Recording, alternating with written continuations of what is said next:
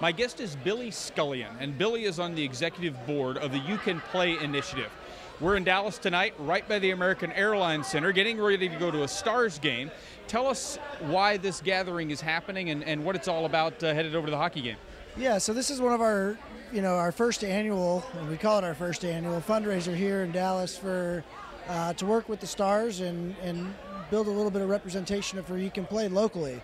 For You Can Play, we work with athletes, but also straight allies, so LGBTQ athletes, straight allies, focusing on diversity and inclusion in sport. And so what issues have you guys found, or did you find, that got you into You Can Play that you needed to address in sport? Sure. So obviously our goal is to ensure the safety and inclusion for all in sport. And when you look at the locker room culture, you look at the language that's used traditionally in sport, and then you take, obviously, a game like hockey, the atmosphere to it, it certainly breeds a little bit of that type of culture that we want to change to where instead of using language that excludes, we want to make sure that people feel a part of, because when they feel a part of, they perform better.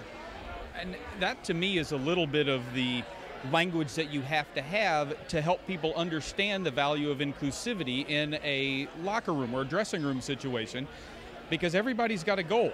And how is it that if you've got that atmosphere, it helps you to your ultimate goal, which is to win?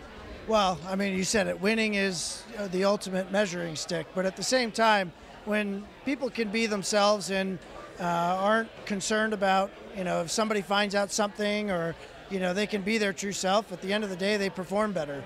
And that's whether it's beyond the ice or on the court or in the boardroom. So what's an example of something that somebody who is straight, who is on a team, might want to think about, that, hey, I should do this or I shouldn't do this, that's going to make my teammate that I may not even know is gay feel more comfortable? Sure. I mean, first thing, obviously, is zero tolerance towards the language that we know is that's not conducive to that environment. Additionally, I'd say the last thing we can, or the easiest thing that we can do, is when you see it, stop it and stand up. Because at the end of the day, it takes the straight allies to stand up and support everybody and make sure that we end it when we see it.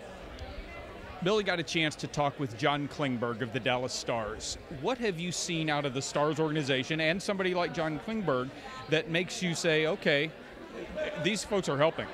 Yeah, so everybody from the Stars organization, whether it be active players or alumni, you got Marty Turco here supporting us, has been nothing but supportive, okay? And the greatest part about this is just the beginning, and we're talking about more ways that we can partner up together and get active, or get more active in the community, and work with the organizations, work within the leagues, work within the youth associations to make sure that we're promoting the safety and inclusion for all in sport. Yeah, safety is a big part of it too, for sure. Absolutely. All right, Billy, thank you for joining us. No, thank you for the opportunity. With Billy Scullion for the Fort Worth Weekly, I'm Rush Olson.